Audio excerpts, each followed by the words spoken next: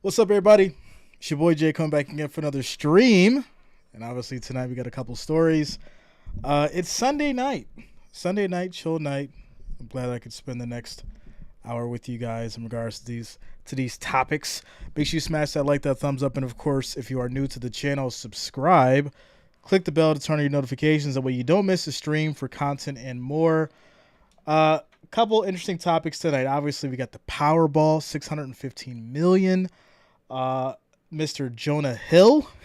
It's going to be an interesting topic. Now, before we get to any of that, just want to make you guys aware. I picked these topics because it provides you with life stories and good insight and information that you can carry on with. I don't just talk just to talk. And then obviously, we're going to get to day 9 of 31 days of football with the Kansas City Chiefs.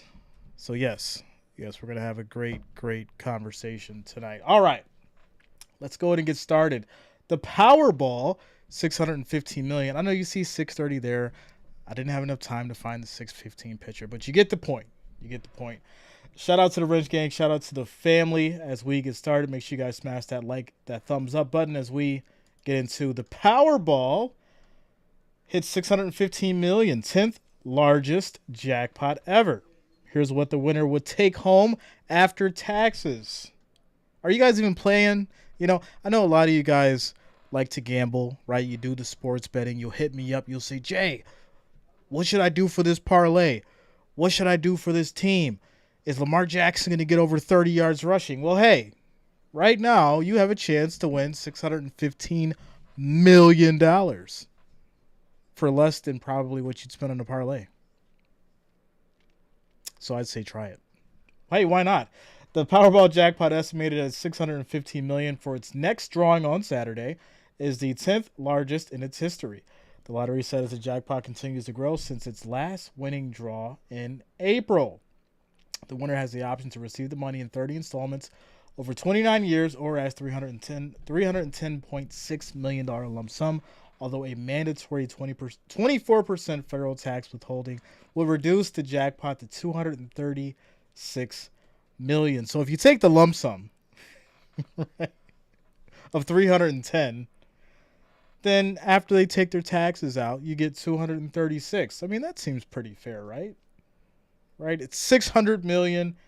The lump sum that you'd get is 310, and then you get 236 after you pay your taxes. Right? Sounds pretty fair. While a federal marginal rate as high as 37%, depending on the winner's taxable income, could reduce it, right? It goes even further, could reduce it to as low as $195.6 million. So it starts at 615, goes down to 236, and then depending on where you are with your tax bracket, right at that point, it could go down to 195 million. Right? That's just the federal. It doesn't include state. So yeah, they always find a way to take from you, some way, somehow. Shout out to Purple. What's up, Purple? Shout out to Sheila, my man Tennessee in the house. As I play the Powerball, I hope you do. One day, it may happen for you. Hey, I do from time to time, and if I was to hit, guess what? I would give all 53,000 of you guys $100. I'd give all my subscribers $100. That'd be like 5 million bucks. So yeah, I do it. I definitely do it. As we continue on, Saturday's jackpot's the largest since February, when a $754 million jackpot, the 5th largest ever, was drawn in Washington, according to the lottery. Obviously, there's so many different stories of what people will say they would do as far as, if they won, and where they'd invest their millions, and how they, do real estate, and they'd help their family out, and they take the kids to Disney World, or whatever you want to do. The first thing, if you ever came into this large sum of money, all right, you basically want to make sure that you obviously have your team in place. And when I say team, I don't mean that uncle that you think that knows how to handle money, or your mom who's always in your ear talking about how don't spend that, or that brother who's the investor who basically thought Bitcoin was going to be $100,000 right now. All right. I'm talking about the team of lawyers that you're going to need, financial advisors, and the individuals that are going to help you basically make sure that you manage this money correctly. You're going to have to have CPA, all that good stuff. Make sure that if you do ever come into this kind of money, you have the right team in place. And also, you got to watch out for the crooks and all that because they're out there as well. But you get where I'm going with this. You want to make sure that you have the right team in place if you do ever come into this kind of money. And that's going to be the most important thing. You're going to be so happy, so elated that you're not going to think about the most important keys to this. All right. Now, speaking of keys to things, getting into the keys of boundaries, the keys of relationships. Mr. Jonah Hill, his ex-girlfriend, has released some of their text messages highlighting some of the issues that they had in their relationship. Now, Jay, why are you talking about Jonah Hill? I like Jonah Hill. He's actually my favorite actor besides Leonardo DiCaprio in Wolf of Wall Street. He was amazing in it. But I basically bring up this story because it's going viral, number one. And number two, you can basically take some key points from this, and hopefully I can help somebody out in the long run. So let's go ahead and get into the story. So, Jonah Hill's ex, Sarah Brady, I'm talking about Brady's for the last week, shares screenshots claiming emotional abuse. Surfer Sarah Brady posted a series of screenshots on Friday alleging emotional abuse from her ex, Jonah Hill. This is a warning to all girls. If your partner is talking to you like this, make an exit plan, she wrote on Instagram stories in a video that featured various photos that she claimed Hill asked her to remove because she was in a bikini, despite her being a surfing instructor.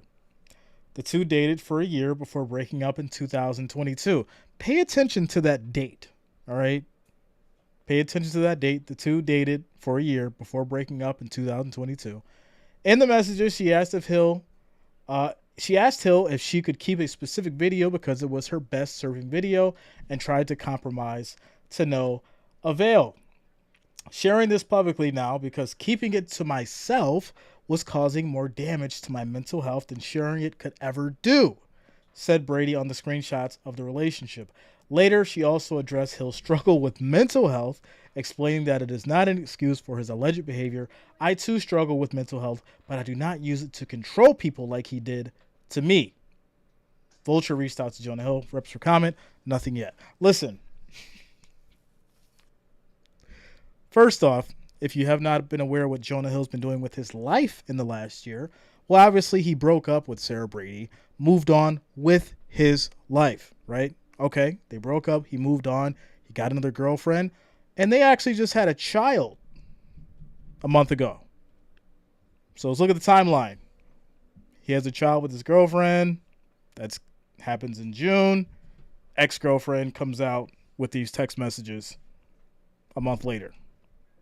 Hey, it's not hard to see when the writing is on the wall. But you know, we're going to look at some of the conversation here because it's kind of interesting. So I want to bring up this one specific part of this, which are making people just freak out about. All right, here we go. So this is what Jonah Hill had basically said that his boundaries were. All right. He said, plain and simple, if you need surfing with men, boundaryless, inappropriate friendship with men, to model, to post pictures of yourself in a bathing suit, to post sexual pictures, friendships with women who are unstable in unstable places, and from your wild recent past, beyond getting a lunch or coffee or something respectful, I am not the right partner for you. If these things bring you to a place of happiness, I support it, and there will be no hard feelings. These are my boundaries for romantic partnership. My boundaries with you on the ways these actions have hurt our trust. She goes on to say that these are a misuse of the term boundaries. Now listen, hear me out.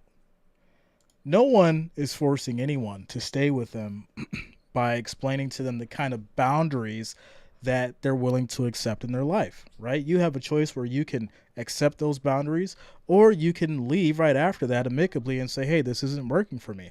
I'm not okay with those boundaries. And I'm assuming that if you were to tell him the boundaries that you would specifically want, he is either obliged to follow them or not. It's the same thing.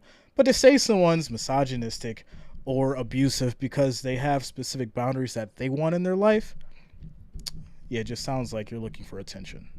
Or that you maybe had woken up bored this morning and said, you know what, I think I want to go ahead and highlight some things in my life because he's not paying attention to me and he's moved on with his life. So, what do we get from this? Why is it important? Well, understanding people who have boundaries and why they do, right? Why did Jonah Hill feel the way that he did? Well, it doesn't matter how we feel about it. It matters how he felt about it. And if you didn't want to do it, you didn't have to. No one puts a gun to anybody's head in a relationship. Now, granted, if we look at the other side of things, does it sound kind of specific in regards to his insecurities? Sure. But the bottom line is this. Everyone has their boundaries. You can respect them or not. In the end, that does not make a person abusive. Shout out to Immortal. Coming up next. Tennessee Tacticals. She's going for the book deal, maybe. Tactical says, I started using boundaries and people will fall off if they can't push those boundaries. Exactly. You know, that's how it goes. Some people respect them. Some people don't. And, you know, at the end of the day, hey, you know, if it's not working for you, then it's not working for you. But to just call out a man who's moved on, he's got a family, it's borderline weird in a sense. But hey, let's keep it moving. Next up, Mr. Patrick Mahomes and company. Listen, not only did they win the Super Bowl, but Patrick Mahomes definitely came out last year, I would say, in a different mindset, a different spirit. We all know how great he is. We all know what he can do. I think the difference was we actually seen that he put on a master class on how to come back with an injury. All right? Because at the end of the day, I'm not going to sit here and say that I didn't count him out, because I did. There was numerous games where I was like, oh, yeah, he's going to lose. The Chiefs are going to lose. And he came back like he always does. So I have to give credit where credit is due. I'm going to give credit to Patrick Mahomes and those Chiefs for becoming the Super Bowl champions and pulling through last season. But we're on to a new season. So what does that mean? Well, let's basically obviously start with last year's schedule and see what they got right and see what they got wrong. So obviously this is postseason where they beat Jacksonville, beat the Bengals, and then beat Philly. But before we skip past that, I want you to look at the scores, right? They beat the Jags 27-20. They beat the Bengals 23-20. They beat the Eagles 38-35 in the Super Bowl. These are all close scoring games. These are all anybody's game. And I said something last year during the streams, and I repeated it. I said there was not one team in the NFL that was actually, the word I was looking for, dominant. There was not one dominant team in the NFL last year. And by looking at these scores, you can see why. I mean, as we continue through the regular season, obviously they beat the Cardinals. It's the Cardinals. 44-21. But look at the Chargers. That was week 2, 27-24. They lost to the Colts by 3, 20-17. They beat Tampa Bay 41-31, but still, I mean, it's close game. They beat the Raiders by 1, 30-29. They lost to the Bills by 4. They beat San Francisco 44-23. They beat Tennessee in overtime by 3. They beat Jacksonville by 10. Chargers again by 3. They beat the Rams 26-10. Lost to the Bengals by 3. Won against Denver, which they almost lost that game, if you guys remember. They won against the Houston Texans in overtime. Won against the Seahawks. Almost lost to Denver again. Luckily, they came out from that one, 27-24. And then they beat the Raiders 31-13. So there's a lot to say as far as with the Chiefs' defense and the deficiencies there when allowing teams to either, one, stick around, or create issues as far as with keeping the game close in the long run. Patrick Mahomes and the offense, they're going to do what they do. But I think this year, the real question is going to be whether or not that defense is going to actually be able to keep these teams at bay so that the Chiefs can keep it close. So, shout out to Daniel Berry. What's up, man? Tennessee says Patrick is clutch when needed. That is very much true. Immortal says, as much as I like Justin Fields, he had 0 come from behind wins last season. And that's a problem, right? You need that to obviously navigate through the season because you're not going to simply blow out every team, and you're going to get behind. Serious Biz says, I'm sick of his dominance against the Broncos. He tore us up over the years in the AFC West. Listen, if you remember, there was a couple games where I was like, wow, like the Broncos are definitely going to win. But it didn't happen, right? And it was kind of weird because Russell was having a terrible year, but then he would show up against the Chiefs. Well, we got to attribute that to coaching, right? Stars just aligned, maybe. But no, you can tell that, studying Mahomes, the defense, different plays and stuff like that as far as I remember it was one specific play that I just knew for sure was a touchdown that got picked off by Mahomes or that Mahomes got picked off from. So there's a lot that I think any team can have when it comes to defense and who's going to show up. But if you have the right coaches actually paying attention to the tape, watching what Mahomes is doing, especially when he's injured, then you know what kind of weaknesses you can adjust to. So, obviously, they took care of business last season, albeit it was by a thread. But this year, what are they going to do? What are they going to do? Obviously, week 1, they're going to start off against the Detroit Lions. And I'm not sleeping on these Lions. We're not there yet. We're going to get there. But listen, Jared Goff and company mean business. This isn't the Detroit Lions from 10 years ago. This isn't the Detroit Lions from 5 years ago. You're definitely going to see a big difference in this week 1, and I'm excited for it. Week 2 is going to be the Jacksonville Jaguars. Once again, it's not going to be an easy game. Trevor Lawrence and company, they're looking to play as well. Next after that, it's going to be the Bears. This game is all going to depend on whether or not Justin Fields is playing at an elite level, and they figured out that offense. Week 4 is going to be against the Jets, Aaron Rodgers and company. Aaron Rodgers has a solid team. He's ready to go. He's trying to get himself a ring. Not going to be an easy game. Minnesota Vikings, probably give that one to them easily. Denver Broncos, once again, who knows? Maybe Russell and company can actually win if it's a close game. Sunday the 7th, it's going to be against the Chargers. I'm expecting another great game. Then they go back to Denver. After that, it's going to be Miami. That's going to be week 9. Week 10 is going to be their bye. Week 11, that's going to be November 20th against the Eagles at 8:15. That's a Monday night game. That's going to be huge. Obviously, the Super Bowl rematch. Sunday, that's going to be November 26th at the Raiders. Then they go against Green Bay. Then the Bills. I can't wait until we play Kansas City again because, these games are just ridiculous. New England, Raiders, Bengals, and then they'll wrap up the season against the Chargers. So, the Chiefs do not have an easy season at all. There's going to be a lot of beginning games that are really going to put them to the test.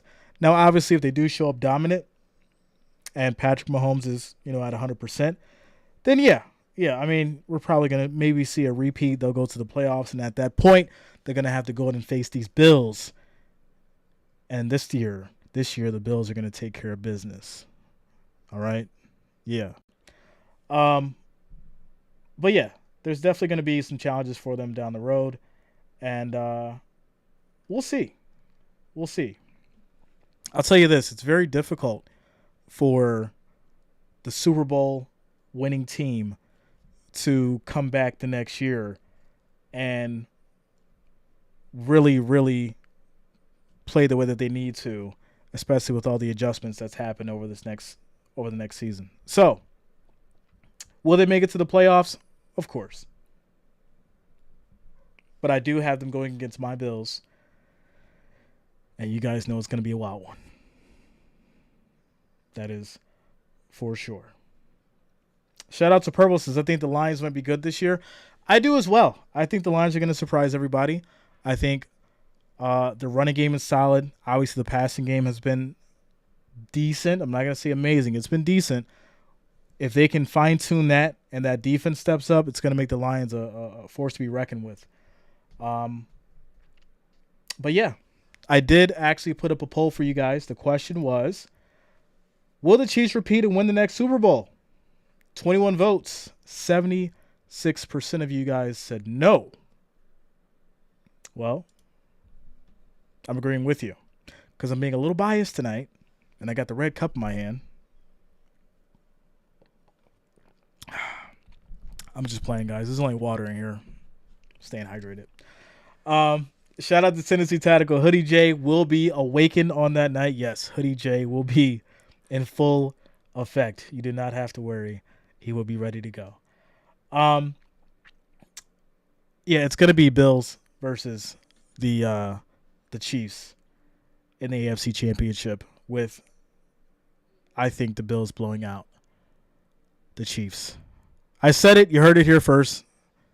Don't argue with me. Argue with your mom. And yeah. Shout out to Immortal. Red Cup has spoken. Yes. Yes. Also, there was another story. A lot of people were mad about Josh Allen in regards to the Madden rating. And I got to pull this up for you guys. We'll talk about this before before we get up out of here. But this is a good one. This is a real good one. See if I can find this story real quick for you guys.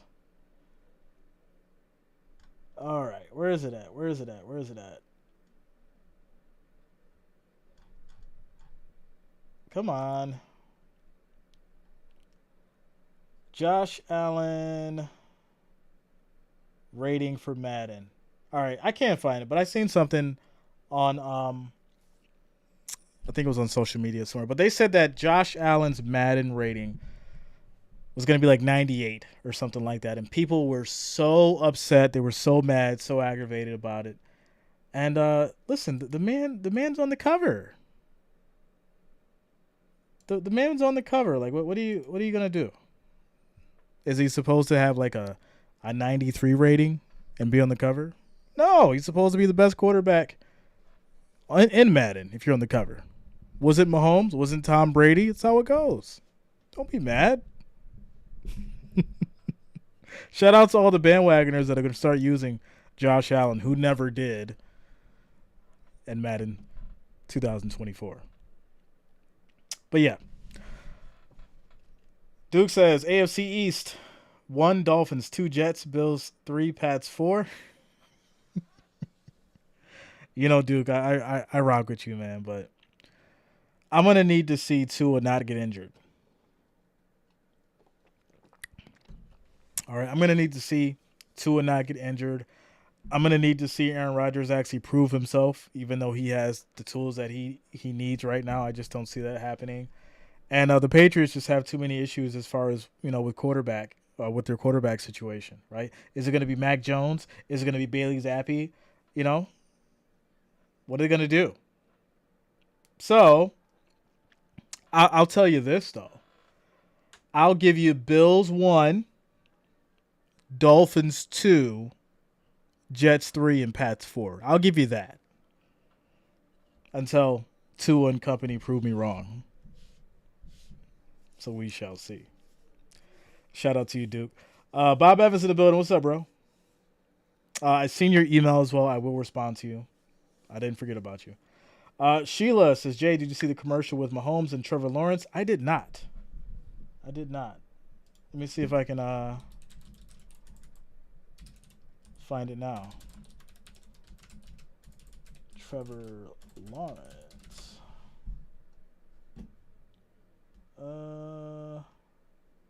There's a commercial?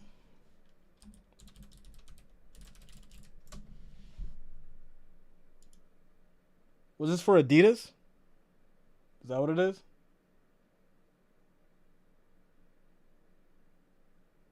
Yeah, I'm looking at it now. I have to check it out and then get into it. Immortal says, who's smashing tables in Buffalo's defense? Jordan Poyer, Micah Hyde, Matt Milano, Von Miller, Ed Oliver, Greg Russo. I'm going to go down the list.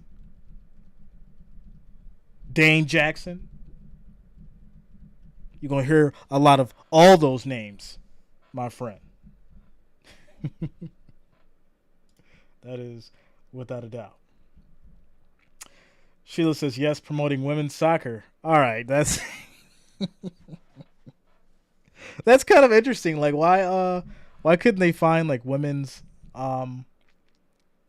soccer athletes to promote the product that they should be wearing?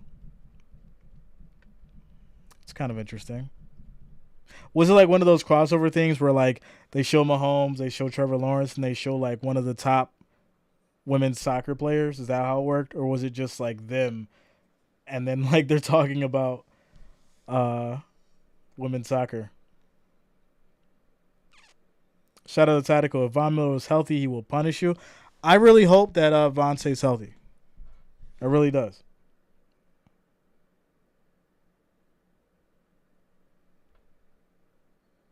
Duke says, Allen, 25 or 30 interceptions this year. What? How about this, Duke? I'm going to take the under. Shout out to Forrest. Let's go, Bills Mafia. You already know. Duke, I'm going to take the under on that. Under 25. I mean, who really cares about the interceptions as long as you're winning? Didn't Joe Burrow have like the same amount of interceptions last year? Right? Pretty sure he did. Who had the most sacks last year? Answer that question. All right, ladies and gentlemen, that's going to be it for the night. You guys are trying to get me started and get me riled up. And I got some business to go take care of. Shout out to you, Forrest. Much love to all you guys. Shout out to the Rich Gang. Shout out to the family. Make sure you guys smash that like, that thumbs up, and, of course, subscribe to the channel. Turn on your notifications. And I will see you all tomorrow. Enjoy your Sunday evening, ladies and gentlemen. Duke's trying to keep me going. Interceptions when it mattered by Allen. Oh, my goodness. You know the funny thing about last year, Duke? It's last year. We got a whole new year, and you've got to deal with seeing Josh Allen's face on the cover of Madden for a whole season. And he's going to come out and ball in. You see his new girlfriend? He's got a lot to prove. He was just in Mexico with her. Guess what? He's going to be out there balling. He could be trying to impress her. He might not throw a pick for the first 5-6 games.